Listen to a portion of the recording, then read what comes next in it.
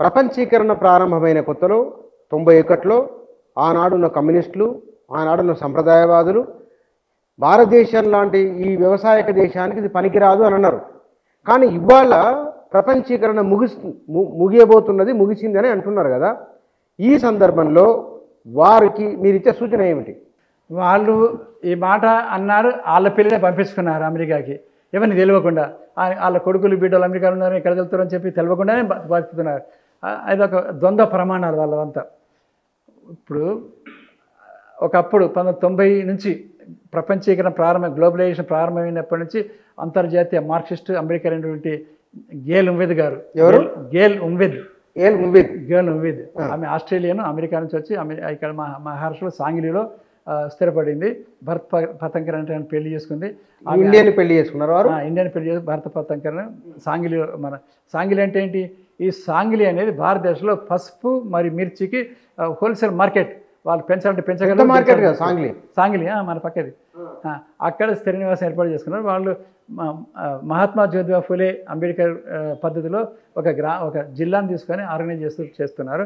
ఆమె భారతదేశంలో English text బుక్లు 1వ తరగతి నుంచి 10వ తరగతి దాకా టెక్స్ట్ బుక్ రాస్తుంది. ఆ తర్వాత చాలా పుస్తకాలు ఆమె చాలా పుస్తకాలు రాసింది. ఆ తర్వాత మార్క్సిజం అమెరికన్ బ్లెండ్ చేసి సోషలిజం డెమోక్రటిక్ అంటే ఈ గ్లోబలైజేషన్ పీరియడ్లో సోషల్ ఎలా తీసుకురావాలని బ్లెండ్ చేసి చాలా పుస్తకాలు రాసింది అమెరికన్ రచయిత్రి. ఆమె కాకతీయ యూనివర్సిటీ కూడా వచ్చింది.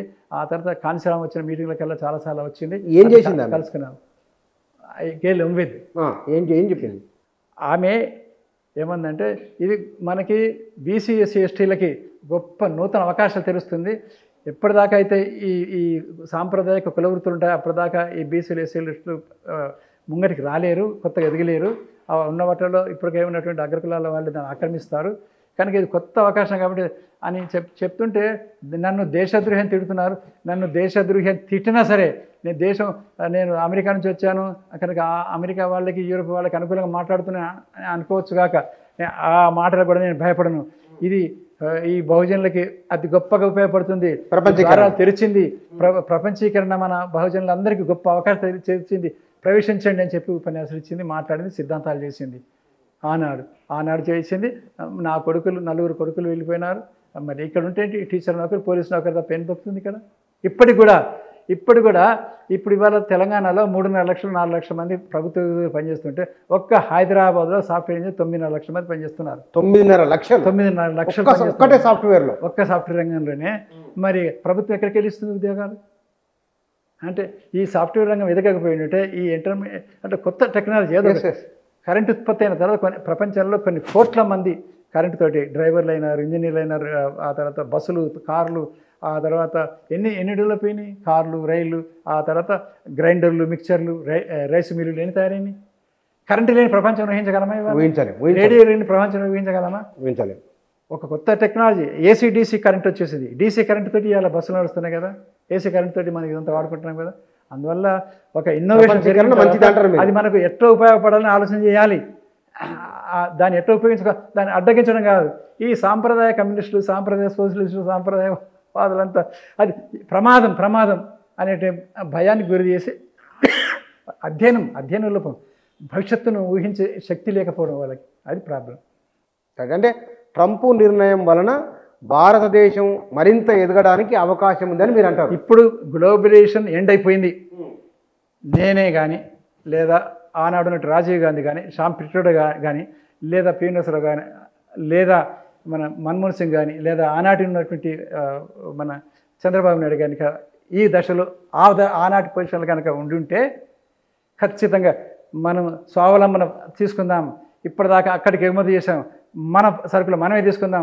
చైనా నుంచి సెల్ ఫోన్లు వద్దు, చైనా నుంచి ఇతర దేశాల నుంచి ఏదొద్దు, మన కందిపప్పు మనమే తయారు చేసుకుందాం, మన పామాయిల్ మనమే తయారు చేసుకుందాం. హరీష్ రావు మొదలుపెట్టినాడుగా.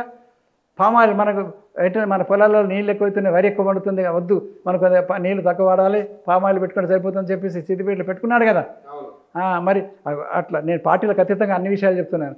అయితే ఆ పద్ధతులు స్వావలంబన అంటే హరీష్ రావు కూడా ఒక రోల్ మోడలా? హరీష్ రావు కూడా ఒక రోల్ మోడల్. దాని వెంటనే ఇచ్చిన మనకు నూనె పామాయిల్ను దిగుమతి చేసుకున్నాం. ఇంత వ్యవసాయ దేశం, మంచి ఆలోచన. కందిపప్పును దిగుమతి చేసుకున్నాం. ఇంత పెద్ద వ్యవసాయ దేశం అని చెప్పడం ఏంటి? కందిపప్పును దిగుమతి చేసుకోవడం ఏంటి? పామాయిల్ దిగుమతి చేసుకుని అవమానకరంగా లేదా? మన ఇవన్నిటినీ మరి ఇక్కడ మానవ వనరులు చాలా ఎక్కువ ఉన్నాయి. ఈ మానవ వనరులకు ఉపాధి లేక జగిత్యాల, సిరిసిల్ల, కొరట్ల, మిట్టిపల్లి ఇదంతా నిజాం సాగర్ కాడ నుంచి శ్రీరామ్ సాగర్ ప్రాజెక్ట్ నుంచి కల్టివేట్ అయినటువంటి ఏరియా నుంచి మరి 35 లక్షల మంది గల్ఫ్ దేశాలకు కొంత 70 నుంచి పోతున్నారంటే మనం వాళ్ళకి పని ఇప్పించినాం. అనాథలుగా బతుకుతున్నారు. వాళ్ళకి పొట్ట చేత పట్టుకొని వాళ్ళు పోతున్నారు. ఒకవైపు నక్సలైట్లు భూములు దున్నొద్దన్నారు. భూములు దున్నద్దు, అమ్మద్దు, కొనద్దు, భూములు దున్నద్దు అంటే పని ఎక్కడ దొరకాలా? భూమి వాడిదే కదా, భూస్వామిదే కదా. అందువల్ల ఆ భూమి దొరకక వాళ్ళంతా మళ్ళీ పని దొరకక కోట్లాది పని గంటలు మిస్ అయిపోయి వాళ్ళంతా అక్కడికి పోయినారు. అంటే ఇప్పుడు ట్రంప్ నిర్ణయం వలన అంటే ఇక్కడ పారిశ్రామిక రంగం, సేవా రంగం, ప్రపంచమంతా ఇవాళ ట్రంప్ నిర్ణయం వల్ల సరి అయినటువంటి నిర్ణయం తీసుకుంటే మొట్టమొదట మా సరుకు నువ్వు తీసుకోవట్లేదు కాబట్టి నీ డాలర్తో మాకు పని లేదు, నీ డాలర్తో మేము ఎక్స్చేంజ్ వాల్యూ లెక్కించాల్సిన అవసరం లేదు. స్టాక్ ఎక్స్చేంజ్లో కానీ ఇంకొక చోటగా మా యూరో ఉన్నది, ఆ యూరోతోటి మా కామన్వెల్త్ దేశాలు మేము భాగస్వామ్యం అని చెప్పి ఇండియా అట్లాంటి కామన్వెల్త్ దేశాలని మేము యూరో షీలింగ్ పౌండ్ ఉందిగా, యూరో పౌండ్తో మార్కెట్ చేసుకుంటాం, మేము బహిష్కరిస్తున్నాం అమెరికా డాలర్ని అని చెప్పేసి వీళ్ళొక ముఠా కట్టుకొని, వీళ్ళకి సంఘటన కట్టుకొని, ఐక్యరాజ్య సమితి లాగా సెపరేట్గా సంఘటన కట్టుకొని G7 పెట్టుకున్నట్టుగా వీళ్ళు పెట్టుకొని ఆ తర్వాత వీళ్ళు పరస్పరం సరుకులు ఎగుమతి దిగుమతి చేసుకుంటూ ఏ దేశంకు ఆ దేశం స్వయం పోషకంగా ఎదిగేటట్టుగా ఇన్నోవేటింగ్, ముఖ్యంగా చైనా యొక్క దాటిని తట్టుకొని ఇండియా ఎదగాల్సిన అవసరం ఉంది, ఇండోనేషియా ఎదగాల్సిన అవసరం, పాకిస్తాన్ ఎదగాల్సిన అవసరం ఉన్నది, ఆ తర్వాత ఈ మయన్మార్ ఎదగాల్సిన అవసరం ఉంది, థాయిలాండ్ ఎదగాల్సిన అవసరం ఉంది. ఈ పద్ధతిలో మనం ఎదిగితే 5 సంవత్సరాలలో మనం అద్భుతంగా చైనా ఎంత ఎదిగిందో అంత ఎదుగుతుంది. ఈ నిర్ణయం తీసుకున్న తర్వాత 6 నెలల్లో అమెరికా మొత్తం కుప్పగొలిపోతుంది. 100 ఏళ్ల క్రితం మొదటి ప్రపంచ యుద్ధం రాకముందు ఏ స్థాయిలో ఉంటుందో ఆ స్థాయికి మారిపోతుంది అమెరికా. ఛాలెంజ్ చేసి చెప్తున్నాను. ఆ పద్ధతులు తయారు చేయడం అని చెప్పిన అంటే ప్రజలందరి కొనుగోలుదారు మార్చాలి, వాళ్ళ కెపాసిటీ పెంచాలి, వాళ్ళకి ఉపాధి కల్పించాలి, జీతాలు పెంచాలి, కూలీలు పెంచాలి, వాళ్ళకి అవసరమైనటువంటి స్థాయికి ప్రమాణాలు తగ్గించి ఇవ్వాలని చెప్పిన ఇక్కడ ఆ పని చేయట్లేదు. ఇప్పుడు మన భారతదేశంలో 140 కోట్ల జనాభాలో 45 కోట్ల మంది మిడిల్ క్లాస్కి ఎదిగినారు. ఈ 45 కోట్లకే పట్టుకుంటున్నారు. అమెరికాలో 30 కోట్ల జనాభా ఉంది కదా, మన 45 కోట్లు కదా, అమెరికా కన్నా ఎక్కువ మార్కెట్ ఉందని చెప్పి యూరోప్ అనుకుంటుంది, చైనా అనుకుంటుంది, ఆ తర్వాత అమెరికా అనుకుంటుంది, మిగతా 100 కోట్లు. కానీ ఆ మిగతా వాళ్ళు ఇప్పుడు ఆఫ్రికాలో ఉన్నారు, ఆ తర్వాత చాలా చోట్ల ఉన్నారు. ఆఫ్రికా దేశాలలో ఎంత ఘోరమైన కరీబియన్ దేశాలలో ఎంత పేదరికం ఉన్నది.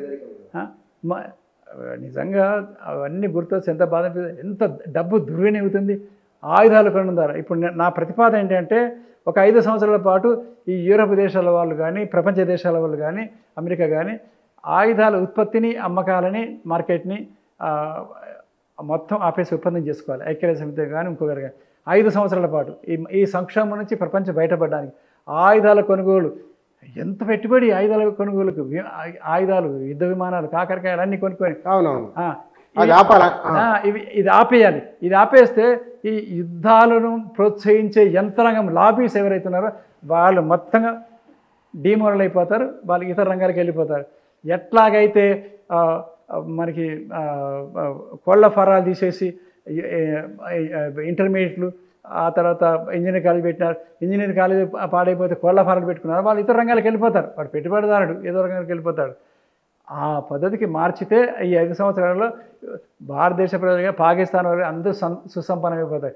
ఇవాళ 30% నుంచి 35% డబ్బు ఆయుధాల మీద, యుద్ధ విమానాల మీద, సైన్యం మీద ఖర్చు పెట్టే దుస్థితికి ప్రపంచం నెట్టివేయబడ్డది.